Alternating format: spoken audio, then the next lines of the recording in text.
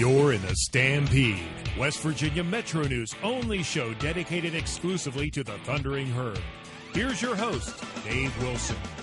Thundering Herd picked up a big win over Southern Miss a week ago down in Hattiesburg. And Thundering Herd fans, there's a short list of teams we really don't like. And I say we, I include myself in there as a Thundering Herd fan. I was a fan before I covered them.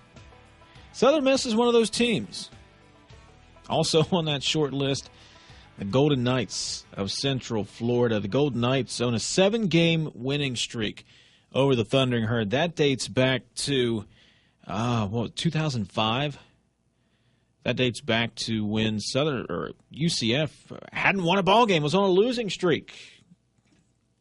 I guess you can credit Marshall for turning around the UCF program. But this game has big-time implications in the East Division of Conference USA. UCF coming in 3-0 in the conference, Marshall 2-1 in the conference. And when you examine Marshall's remaining schedule for the rest of the way out, there is a very real possibility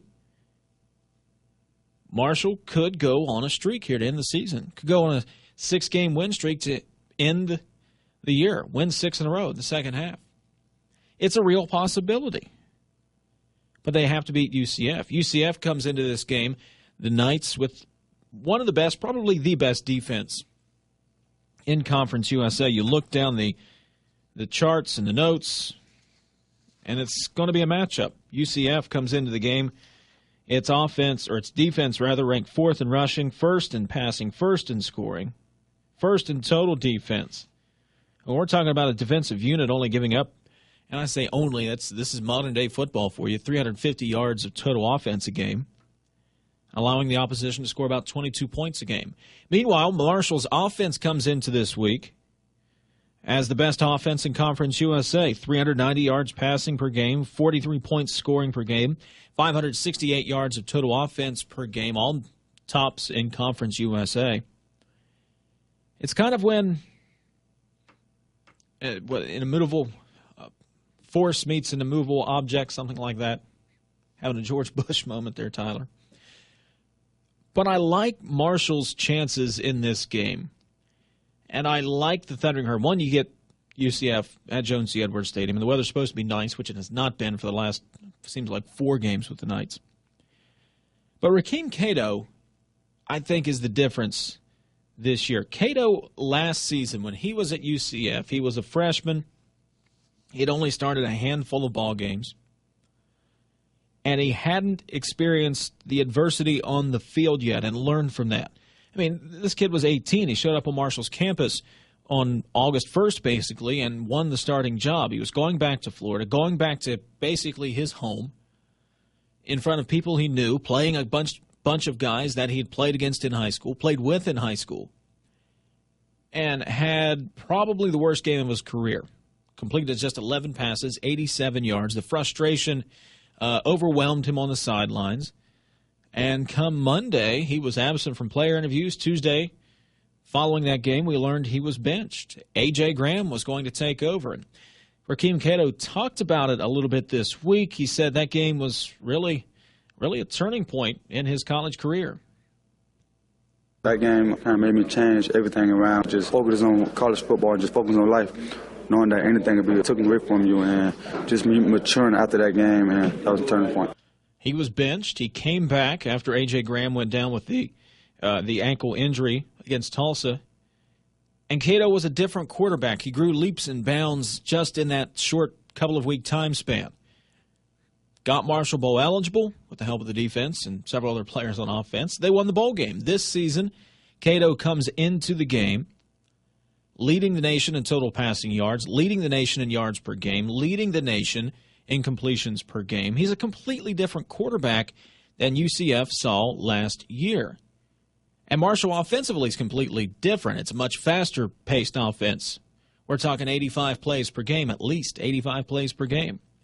3 running backs that continually have a set of fresh legs in the game with Remy Watson, Kevin Grooms, and Stuart Butler. Then you have the weapons on the outside. Aaron Dobson back, of course, but Tommy Schuler has come on this year as Cato's favorite target. And don't forget about Antavius Wilson. Jazz King can contribute. Gator Hoskins, C.J. Crawford, Eric Frohnapple. I think Marshall's offensive weapons can outplay UCF's defensive weapons. Defense is the strength of UCF's team. Offense is the strength of the Marshall's team. I'll take Marshall's strength over the Golden Knights. Now, Marshall defensively is playing better.